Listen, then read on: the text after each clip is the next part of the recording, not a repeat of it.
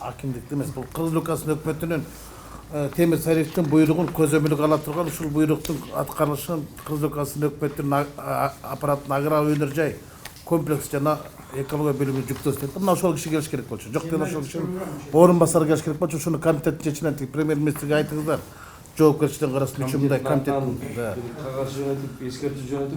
комитеттин жыйынына келбей койгондугу боюнча Жээн Алиев Алмастын жоопкерчилиги. Экинчи бир мынагу буйрукта турат да 2015 жылдын 18 майда Темир Сариевдин жакшы буйругу чыккан экен да. Тааныш эмес экен, азыр ушул жерден окуп отурам.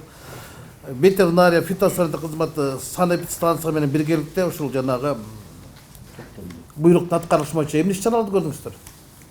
Санэпидстанция барбы?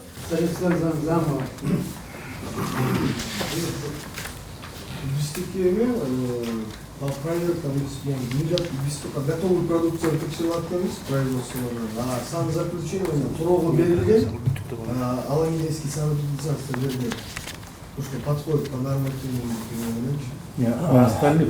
Жоқ. Про остальных мы не имеем права проверить. Мен қосып кетейін да, но азыр кеше айтып кетпеді. Біз совместно бұлармен чоғы тексердік та, жерлерде дағы қолданған мералардың барлығы ошо ветеринар. Жоқ, 1,5 жылдың ішінде бір рейд қылдыңар ба?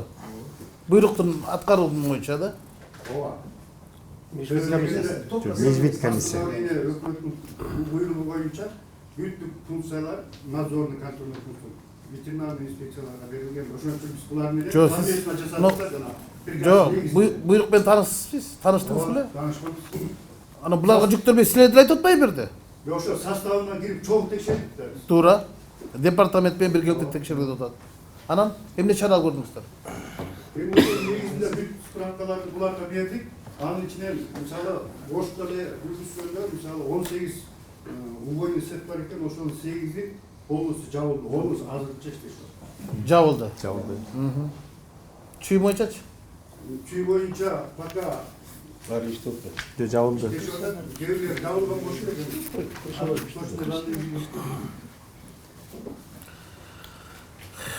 Мындайда мен жана Мирлан Ысыкбекович айтып атпайбы? Теги өкмөттүк комиссия түзөбүз депчи. Өкмөттүн көзүн чукпайт. Карга карган көзү чукпайт, бет врач бет немелер жаппайт. 1,5 жылдын ичинде бир буйрук аткарылбаса болбойт экен. Ошон үчүн менде сунуш, урматтуу комитет мүчөлөрү. Буну биз өкмөт көзөмөлдөй албаса, жогорку кеңештин пленарлык алып чыгып, жогорку кеңештин токтомун токуп турган биз көзөмөлгө албасак, анан биз өзүбүздүн ички инвесторлорго мүмкүнчүлүк түспөй жаткан тышкы инвестор тартып эмне кылабыз? Азыр бул главный ветеринар айтып атат, биз дагы 22 ишканага Айыл банктан кредит берип жардам берип аштырып атат. Ай бирөөдү иштете албайт, башканы ачып эмне кыласыз? Эмне кыласыз кредит берип? Токтоткула эмне кылат? Айт өзүңүз айтып атпайсызбы? Келгендер мурда ушак алып келесиз депчи. Алып келбей эле коюңуз. Инвесторду алып келиңиз. Мүмкүнчүлүк шартты түзүп бериңиз. Сиздин кыла турган жумуш ушу да. Анан тиги Казакстандан, Россиядан келсе мына бизде бир заманбап бар. Бир стандартка жооп берет, стандарт чыгып берип алып келип берет. Бул не деген бул? Бул дежурный да. Акаев менен Бакиев барганда, айылдарга кыдырганда орден медалдарын чагылып айыл апада элдерди отургузуп койчу да. Сиздин ушундай показ кылып атпайбы? Көргөзүп атпайбы? Эми жок болсо сиз мүмкүнчүлүк түзүп бербейсизби? Сиз коңгурооду какпайсызбы? Мына сиздердин кыла турган жумуш мына силер ветеринарияны талкууладыңар. Жанагы ветеринар жөнүндө мыйзамдын 5-чи, 33-чи, 57-чи пункттарын өзгөртүү киргизип ветеринар палата түзүп алдыңар да коррупциялык канал ачып алдыңар. Башка иште кылган жоксуңар. Туура жасатат. Казакстан менен орустар Евразияга киргенде кыргыздар 80ден ашык сизге берген. Менде маалымат боюнча. Туурабы? Устранить эткиле деп. А сиз болсо шаардана кеп кылдыңыз. Ой, бизди мактады. Евразияның мамлекет мүчөлөрү кыска аралык убагында бүтүп койду депчи. Факт деген факт да мына. Жападан жалгыз ишкана кредит алыптыр. 47 миллион, 134 миллион. Канча акчасын салып коюп турат да иштей албай турат. Ушуну иштете албай турасыз, биякты жаап албай жатабыз. Жаап атпайсызбы? Биз мына жанагы мыйзам менен жана суточный гастрода мыйзам менен жөнгө салып атпайсызбы? Сойкондордо жауаптуу министр иштешип атпайбы? Ким тоскоолдук кылып атат? Эгер өкмөттүн күчү жетпесе, анда жогорку кеңештин күчү жетет. Биз көзөмөлгө алайык. Сиз алып чыгыңыз, керектүү мыйзамдар шайкеш келтириш керек, ветеринария боюнча мыйзамдарды. Бар турбайбы проблема. Бекерден чырылдап тиги торонун ээси жазбаптыр да. Эми булар ушунча кредит алып алса, же бир койду соя албаса, жана жерден көрбөдүк, эки бойну сыяктуу көрүп келдик. Жана жерде айтып атат, күнүгө 15-20 жылкы соя сатат деп ал калып. 30 жылкы соя атса 620 миң сомдон күнүгө табат. Күнүгө 20 миң сом табат. Бер жактагы кой сойгон жерди сураса 40 да. Азыр ошол 350 сомдон болгондо ошол тегерегин оратат да.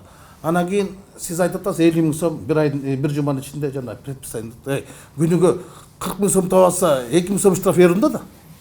Же мамлекетке түшпөсө, же буларга неме болбосо. Анан дагы бир сунушта урматтуу Алмазбек Жумабекович, Кыргызстанда атайын ишканалар бар. Өзгөчө макам берилген.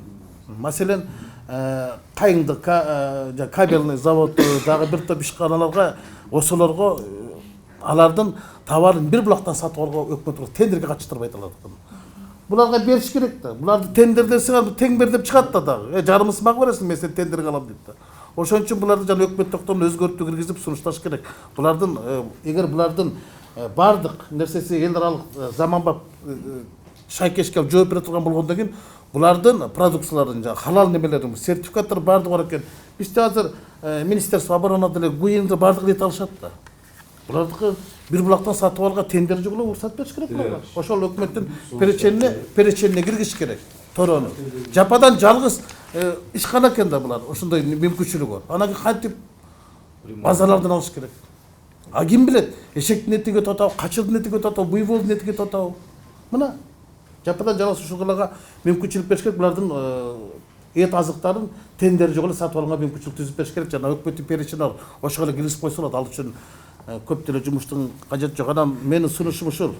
Баягы бир миң уккандан бир көргөн артык дегендей, азыр көрүп алып ушунчалык ичим ооруп турат. Ички инвестор башка эмес. Ушу Кыргызстанга кызмат кылайын деп ушунча миллион акчасын салып, анан өкмөттөн жардам сураса, өкмөт буйрук чыгарып бериптир. 1,5 жыл болуптур. Кимге буйрук чыгарды бул өкмөт? Кимге кереги бар бул өкмөттүн? Анан Эмирлан Исакбекович комитеттин сунушуна киргизип коёк. Биздин азыркы өкмөт башчыбыз өзү айыл чарба министри болгон, бул тармакты жакшы билет. Сунуш берейик комитеттин атынан, өзү келип туруп ушул ишкананы көрүп туруп, ушунун проблемасын өз көзү менен көрүп угуп кетсин. Ал деле башка бир көпүрөлөрдү ачып, балабактарды ачып атпайбы? Бул жердеги чындыкты, биз көргөн чындыкты өкмөт башчы өзү келип көрүп, ушул иш менен таанышып кетсе, балким жанагы токтомдун аткарылышына нерсеге да жеңил болот деген сунушту кызматтар. Рахмат. Болгон жатат, буюрса иштеген жатабыз. Анан муну 3 айда бүтүрөм деп атат. Же болбосо дагы тияктагы Россиядан келип сөзүбүз айтыбыз ары. Россиядан келгендерге жанагы муну гана көрсөтүп турган, калгандан бери качып жүрөбүз. Сөзү качып жүрсөңүз анда булар мына иштейт да. Мына сиз айтып атасыз. Риха иштеп атат дедиңиз, Риханын мына жерде 4 нерсеге жооп бербейт экен. Канализация, наличие холодильников жок, количество эмес, наличие лаборатории Рихада да жок экен. Рихан чыгат деп атасыз. Жок, мени карасаңыз, мына жерде почти 90% бойдун бардын требованияларга вообще жооп бербейт экен. А жана сиз тетерде мясковте бирчи айтып атасыз. Мына жерде тешиш керек, мына атат. Мен такое ощущение, что вы хозяин этой мяскомбината. Или вы крышуете этой мяскомбината. Жок, биз ошентип айтып атабыз, талап коюп атабыз. Жок, стройканы каяка салыш керек, трубаны каяка тартыш керек, стенканы каяка косуп баарын билет экенсиз да. Буга чейин иштеп атабыз алар менен. Кандай кыласың десек айтып атат. Биз өзү текшерим ар жагы. Анан мен де иштеп мына Чүй областында 11 бойны бар экен. Бирөөдө требование жарабайт экен. Биз эгерде внутренний рынокто оңдой албай турган сыртка чыгабыз деген кандай? Биз деле ошо Мен сизге жооп берейинчи сурооңузга.